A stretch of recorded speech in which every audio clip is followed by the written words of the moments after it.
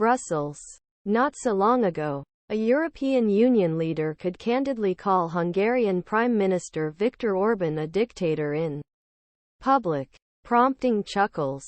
Already stubborn outsider in 2015, Orban received a rebuke from EU Commission President Jean-Claude Juncker, not only claiming to be a liberal democracy but also setting the tone summits, where the need unanimity can yield single decision.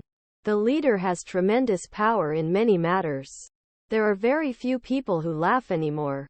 Orban's handshake last week with Russian President Vladimir Putin, who has virtually become the EU's public enemy number one after invading Ukraine, ensured this. While 27 EU leaders gather in Brussels on Thursday for the traditional autumn summit, the participation of Ukrainian President Volodymyr Zelensky, who will attend via video link, will further increase interest in Orban, given unity is supposed to be the EU's watchword regarding Ukraine. No picture could better refute 1,000 diplomatic words. Some leaders will directly address extremely negative effects of Orban's meeting with Putin, said a diplomat who requested anonymity due to the sensitivity of issue. Some will say this too directly. Another senior diplomat from a member state said, he was sitting there very comfortably, which was remarkable. Hungary is a complicating factor in any discussion of support and assistance.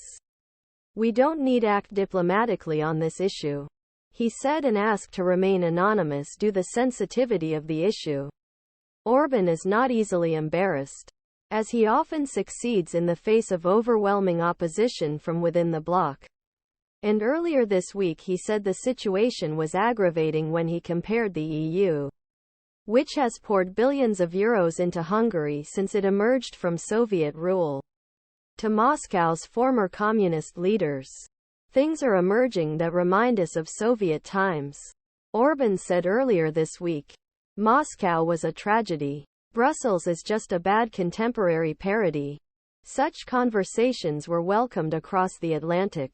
Former U.S. President Donald Trump praised the Hungarian leader several times in his recent speeches. Orban was the first EU leader to support Trump when he ran for president in 2016. He recently said that the former president is the only person who can end Russia's war in Ukraine. His comments did not provoke laughter at EU headquarters in Brussels. But Orban may have a new ally at the summit table on Thursday, when left-wing populist Robert Fico represents Slovakia as prime minister following his party's election victory last month. Like Orban, Fico had warm words for Russia and raised questions about the long series of war-related sanctions imposed on Moscow. During his country's election campaign, Fico upped the ante when he vowed to withdraw Slovakia's military support for Ukraine, clearly contrary to EU policy and promises. He doubled down as he prepared to go to the top, claiming that previous sanctions had harmed his country. Fico said, "2.